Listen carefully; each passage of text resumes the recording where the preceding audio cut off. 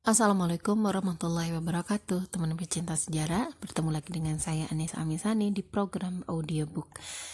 Hari ini kita sudah masuk sahabat ke-28, yaitu Zubair bin Awam. Teman pecinta sejarah, selamat menyimak. Zubair bin Awam, pembela Rasulullah Sallallahu Alaihi Wasallam. Setiap kali nama Tolha disebut, nama Zubair juga disebut. Dan setiap kali disebut nama Zubair, nama Tolha pun pasti disebut. Sewaktu Rasulullah Shallallahu Alaihi Wasallam mempersaudarakan para sahabatnya di Mekah sebelum hijrah, beliau mempersaudarakan Tolha dengan Zubair. Sudah sejak lama Nabi Shallallahu Alaihi Wasallam bersabda tentang keduanya secara bersamaan, seperti sabda beliau, Tolha dan Zubair adalah tetanggaku di surga. Keduanya masih kerabat Rasulullah. Tolha masih keturunan kakek buyut Rasulullah yang bernama Murrah bin Ka'ab. Sedangkan Zubair masih keturunan kakek buyut Rasulullah yang bernama Qusay bin Kilab. Safiyah, ibu Zubair, juga bibi Rasulullah.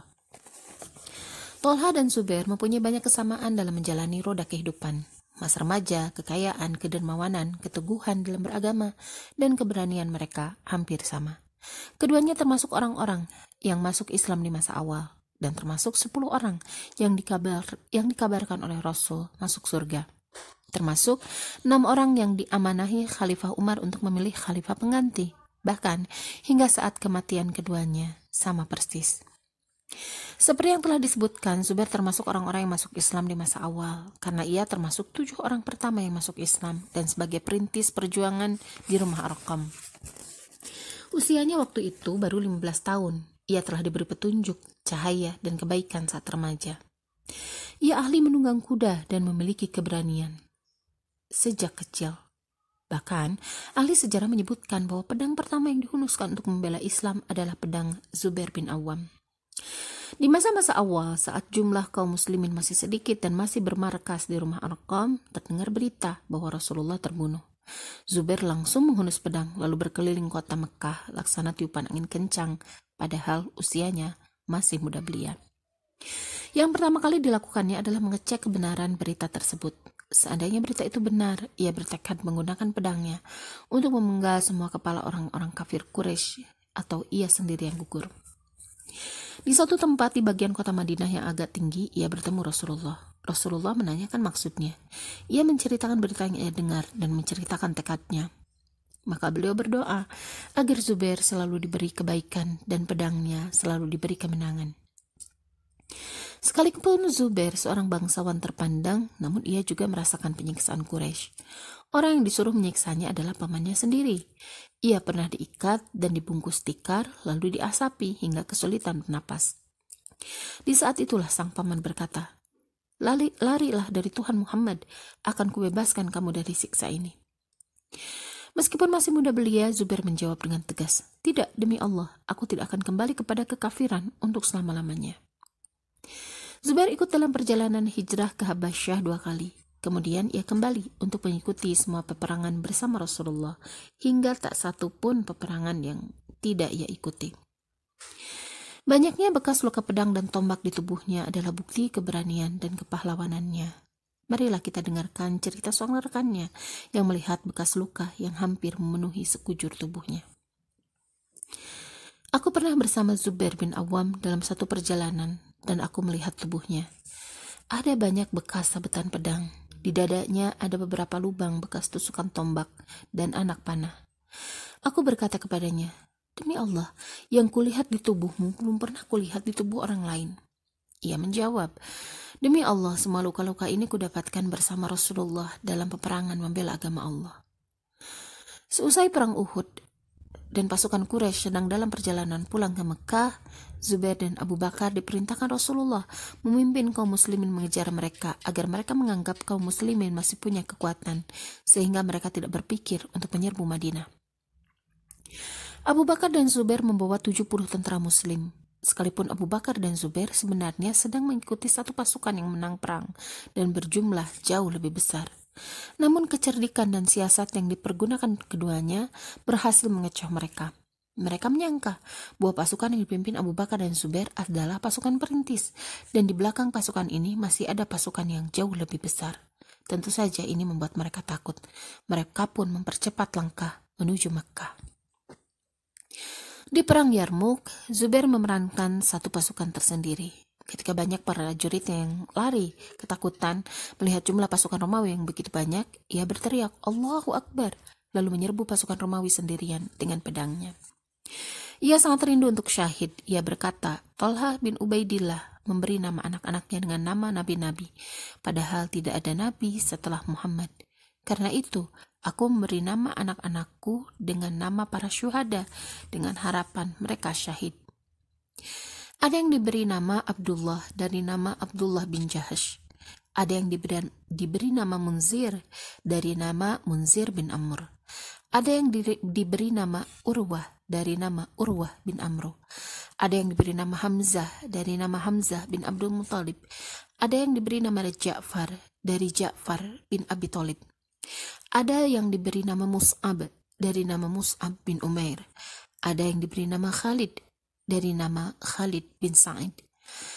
Seperti itulah semua anaknya diberi nama dengan nama-nama para syuhada dengan harapan bisa syahid seperti mereka. Disebutkan dalam buku sejarah, Zubair tidak pernah menjadi bupati atau gubernur, tidak pernah menjadi petugas penarik zakat atau cukai. Ia tidak pernah menduduki jabatan kecuali sebagai pejuang perang membela agama Allah.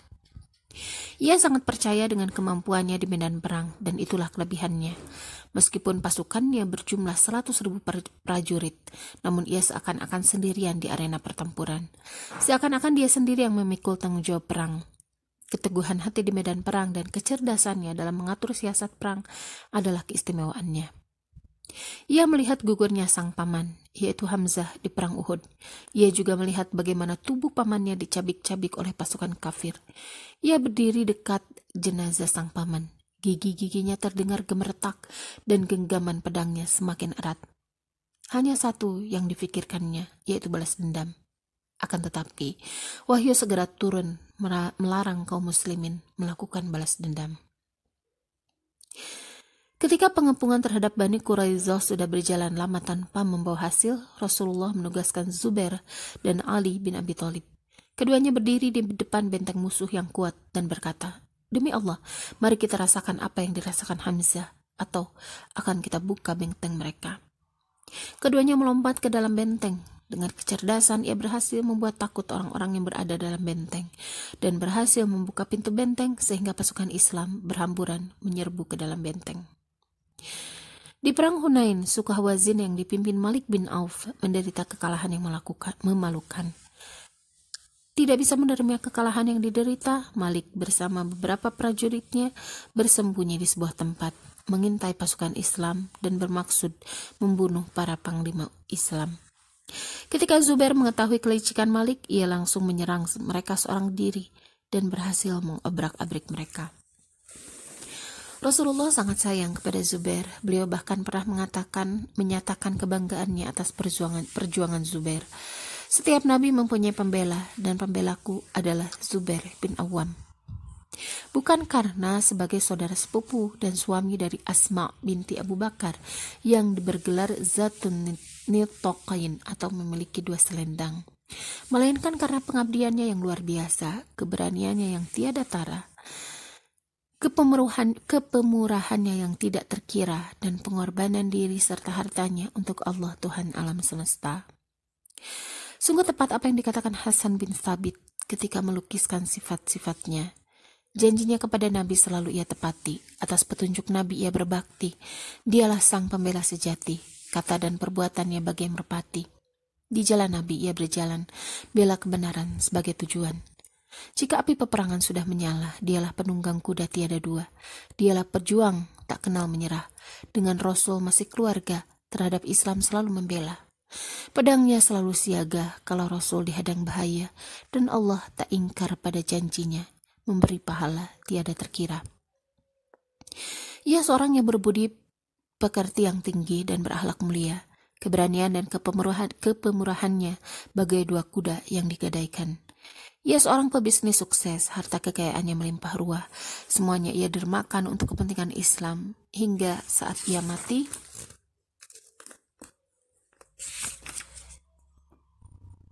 Hingga saat mati, ia mempunyai utang.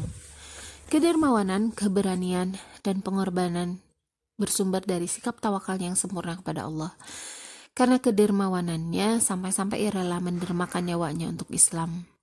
Sebelum meninggal, ia berpesan kepada anaknya untuk melunasi utang-utangnya. Jika kamu tidak mampu melunasinya, mintalah kepada pelindungku. Sang anak bertanya, siapa pelindung yang ayah maksud? Zubair menjawab, Allah, dialah sebaik-baik pelindung dan sebaik-baik penolong. Di kemudian hari, sang anak bercerita, demi Allah, setiap kali aku kesulitan membayar utangnya, ia berkata, wahai pelindung Zubair, lunasilah utangnya. Maka Allah melunasi utangnya. Di perang Jamal, seperti yang kita ceritakan dalam kisah Tolha, perjalanan hidup Zubair berakhir. Setelah ia mengetahui duduk permasalahannya lalu meninggalkan peperangan, ia dikuntit oleh sejumlah orang yang menginginkan perang tetap berkecamuk. Ketika Zubair sedang melaksanakan sholat, mereka menikam Zubair. Setelah itu, si pembunuh pergi menghadap Khalifah Ali, mengabarkan bahwa ia telah membunuh Zubair.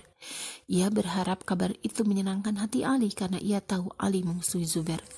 Ketika Ali mengetahui ada pembunuh Zubair yang hendak menemuinya, ia langsung bersuruh, katakan kepada pembunuh Zubair, putra Safiyah, bahwa orang yang membunuh Zubair tempatnya di neraka.